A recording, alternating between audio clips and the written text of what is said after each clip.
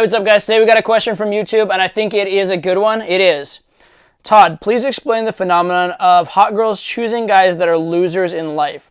I've worked hard on myself and have improved a lot, becoming more confident, more charming, more successful version of myself, but I still struggle to get the true stunners that these lowlives seem to have an easy time with. All right.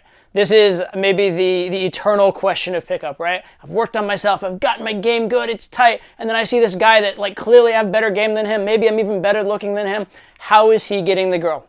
There's a couple things here. First thing to realize is that game is not the only form of value. We'll talk about that. The second thing is that a lot of guys are meeting girls in different ways than you are, or have met girls in different ways than you are, which confers an advantage on that, which makes things a little bit easier, right? So let's break both of those down.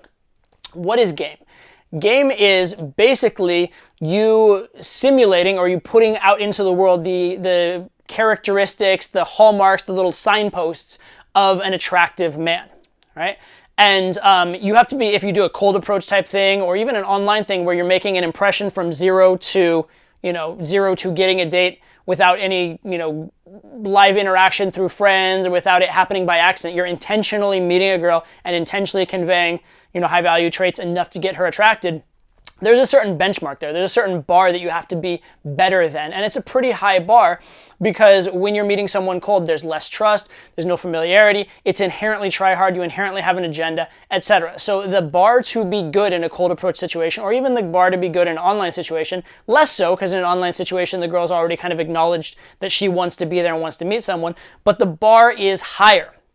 There's a much lower bar in other scenarios. Right? If you were to meet someone because they were in class with you, or you were to meet someone because they worked at the same company, you bumped into them on a regular basis, or because you're at a party because you have similar friends and your friends vouch for you and her friends vouch for her, and it just kind of happened in a way where it wasn't like, oh, I have to make her like me in one interaction or we'll never see each other again, right? When there's less pressure on it, when there's time for her to get to know you, when there's time for her to see you doing things you're already good at, when there's times that she can see you in your natural environment, not being try hard, that makes things a lot easier.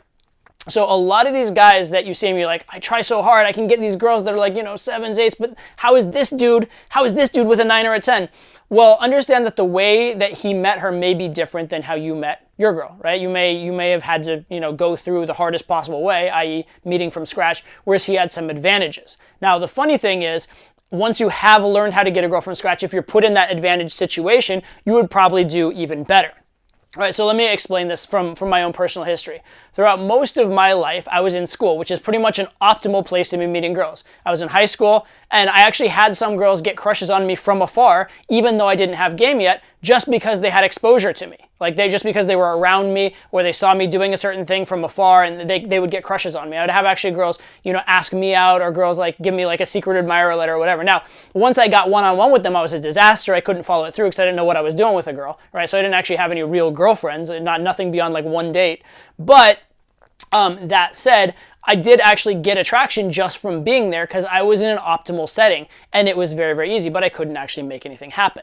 Then I got to college, and at first, same kind of thing. I didn't know what I was doing, but I learned what I was doing. I started getting regular dates. I started having, more sex with hotter girls on average than most kids on my campus were doing by far. Not at the level of the most popular kids on my campus, but definitely a huge, huge, huge step up. And my game was probably as good or better by the end of it, as the most popular kids on my campus, but they had an advantage because they were meeting girls in class more so than I was, because I was doing more cold approach on campus. They were meeting girls in their social circles. A lot of them were in fraternities. I went to a school that had a very heavy Greek population.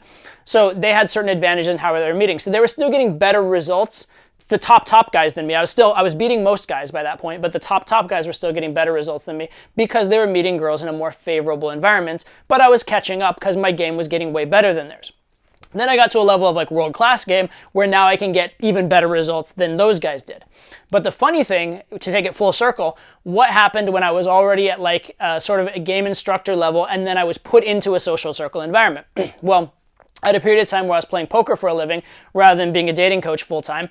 And during that time, I was playing at this particular casino. And I was actually forbidden from dating girls at the casino. Right? I was not supposed to date girls at the casino because I had people that were coaching me at poker, and they had a financial interest in my play, and they didn't want me distracted. So they basically said, don't date anybody at the casino. And it was like kind of a rule, right? And so I was trying not to, but I was still me. I was still just being social and being in that environment.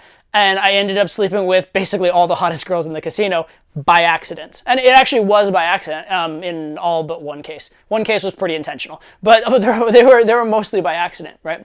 And the reason was that I had developed that skill, I had developed that ability, and then I brought it to that easier environment. So learning game teaches you the skill, but that doesn't mean that meeting girls in a more favorable environment doesn't still help a ton. So whenever you're thinking, oh, these guys, is he better than me, etc., understand he may be meeting girls a different way than you. The other thing to realize is that game is about, conveying these indicators of value, but game itself isn't like the only form of value. It's not like being popular with girls and being socially adept is the only form of value. There are plenty of other forms of value, right? Being successful is a form of value. Being competent in a particular area is a form of value. Being sort of like on your own path and artistic and drawing people into your reality is another form of value. Being just the head of some kind of a thing, right? If you are like, to an extent, not that like, cause I was a chess player as a kid, right? Chess is not something you should do to get girls. It's not a good endeavor to get girls. But that said, I was the top guy in my chess club. So if any girls did come to the chess club, I would be the alpha in that environment. And funny enough, it can actually work out that if you're the alpha in a particular environment, even if you're not alpha in the world, when the girl meets you in that environment, you can be pretty alpha. So maybe he's like the best guy in his like salsa dancing thing. Or maybe he's the manager at a restaurant, and maybe it's a low value job in society, but within the restaurant, he's in charge and he's the boss. There's all these different scenarios, all these other forms of value that are not necessarily the same form of value, the same game you're playing when you do cold approach. So why is cold approach or learning a strategy of being good at online, why is that really, really valuable? It's because, number one, every single girl in the world is now available to you. Guys who learn like the social circle type game, they are limited to the girls that they're in close contact with, and if they go somewhere else, they'd have to start from scratch, they wouldn't know what they're doing, etc. So that's number one, is that they are limited. Number two, in learning cold approach, if you are then put into a social circle, all those skills transfer over and make you better in that social circle, right? So what you really should do is be really good socially, be really good with girls in general, do cold approach, learn it, take advantage of that opportunity and maximize it because it's one of the most beautiful things in the world. But also, when you have opportunities that you are put into a social circle, game them as social circle and make the most of those situations and understand that it's going to be like playing the game on easy mode. Right? It's like you've learned how to be like the world's greatest hunter, and then you see like just fish in a barrel, right? It's so easy by comparison once you've learned that lesson. Now, it's not just like inherently empirically easy. Again, as evidenced, when I was in school, it wasn't easy for me. But once I learned game, if you put me in a social circle, then it became phenomenally easy for me. And that's really the progression you're going to go through with learning all this stuff, right? But don't compare yourself to other guys, period. Right? That's the final little bit of advice. Don't compare yourself to other guys. Don't worry about why did he get this? Why did he get that? Oh, I'm frustrated. Oh, I'm pissed off. Compare yourself to yourself, right? Compare yourself to yourself. If you before were getting no girls and now you're getting girls, be happy with that. Now, obviously, if you want to increase your quality and keep working and striving, but be happy with that progress. Don't be like, why is this other guy getting more than me? Look at the progression you're on. Be happy with the progress you're making if it is positive. If it's negative progress, get on yourself and get hard on yourself. But as long as you're on that right path, as long as you are moving in the right direction, you are doing the right thing for yourself. And your past self, is the only thing you should be comparing to. Because if you beat your past self over and over again, you're going to beat essentially the world. All right. So don't get this like FOMO, comparison, anger stuff going on. You don't know who that guy is. How do you know? Maybe he is a celebrity in some minor way, right? Maybe he looks like some like drugged out losery guy, whatever, but then maybe he's like some kind of like artist that's like amazing. Or maybe he like, does like some kind of like cool skateboard thing that just like, he can do things that all like 3 people in the world can do. And for people that are into that, he's their god. You don't know, right? Or maybe, they met in school and he happens to be really popular in that particular class and he got in a good environment. Don't begrudge him that. Obviously, if you like the girl, you want to go talk to her, take your shot. But don't begrudge people and don't be angry or jealous or any of that kind of stuff. Just work on getting your own life better. I promise you, if you're consistently beating your past self, you're going to get amazing things going in this world.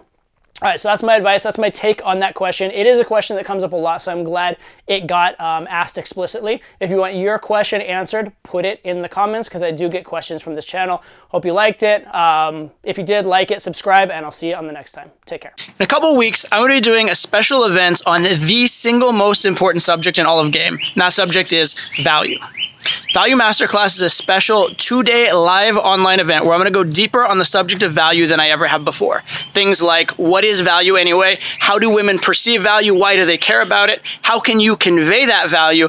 And even beyond that, how can you go beyond showing value to actually being a man of value deep down? For more information and to sign up, click the link below. Hopefully we'll see you there, and thanks for watching.